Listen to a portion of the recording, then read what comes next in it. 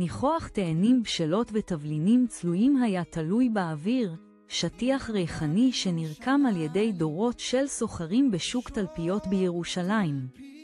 אזלזל, שם שעבר בשושלת שלה כמו ירושה יקרת ערך, נולד בתוך הכאוס התוסס הזה. אמה, גם היא אזלזל, קראה לה להתקיים בתוך הקקופוניה של הרוכלים והמתמקחים, מקצווי השוק הפכו לשיר הערס הראשון בחייה. אזל חיה ונשם תלפיות. עולמה היה מהומה של צבעים, ערמות הרימונים הארגמן, פרצי האזמרגד של פטרוזיליה, אבק האוכר שנבעט למעלה ברגליים מדשדשות. היא הכירה כל מוכר שקרן בשמו, כל סמטה לפי תחושת האבנים שמתחת לסנדלים שלה. צחוקה, מהיר ובהיר, הדהד בשוק. צליל מוכר שהתערבב בקריאות המוכרים ובחילופי החליפין של הקונים. האזלזל, כולן נשים, היו קבועות בשוק במשך דורות. נאמר שיש להם עין חדה לאיכות. כישרון למצוא את העסקאות הטובות ביותר ויכולת מדהימה לחזות את מזג האוויר. הם היו לב ליבה של תלפיות, נוכחות מנחמת שביססה את האנרגיה הקאוטית בחוכמתם השקטה ותרועתם הבלתי מעורערת. אבל לגורל, כפי שהוא עושה לעתים קרובות, היה טוויסט אכזרי.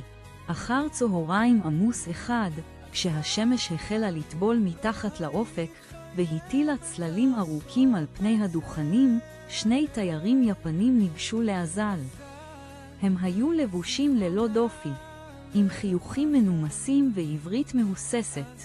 הם נראו אבודים, המומים מהעומס החושי של השוק.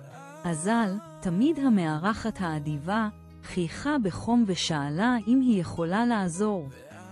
הם הסבירו שהם מחפשים מקום לנוח. רגליהם עייפות מיום ארוך של סיורים.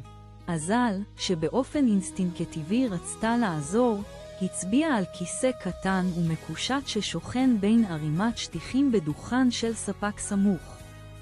המוכר סימן לתיירים לקחת אותו, והציע מחיר שאפילו אזל ראתה בו מציאה. הם התעקשו לשלם לאזאל בעצמה, כמחווה להכרת תודה על טוב ליבה.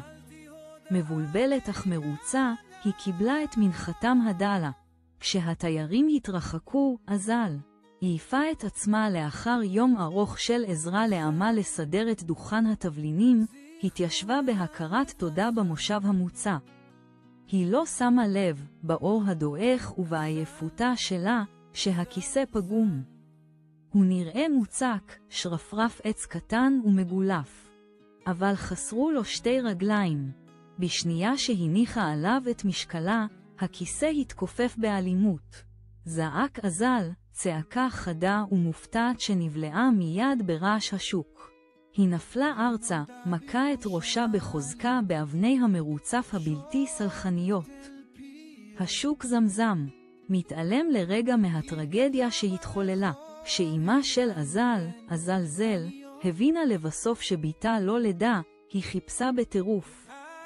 היא מצאה אותה בין השטיחים, דוממת ושקטה, הכיסא השבור שוכב בסמוך כמו בוגד.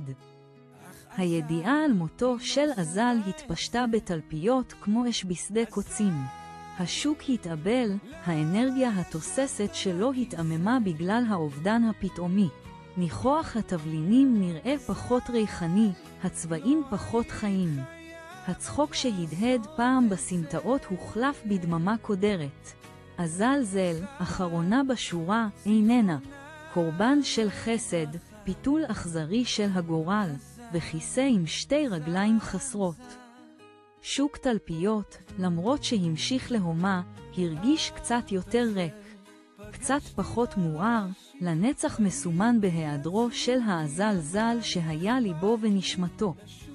הסיפור הפך לסיפור אזהרה, שנלחש בין המוכרים, אפילו הפרטים הקטנים ביותר יכולים להכיל את הסכנה הגדולה ביותר, וחסד ללא ערנות יכול לפעמים להוביל לטרגדיה בלתי צפויה.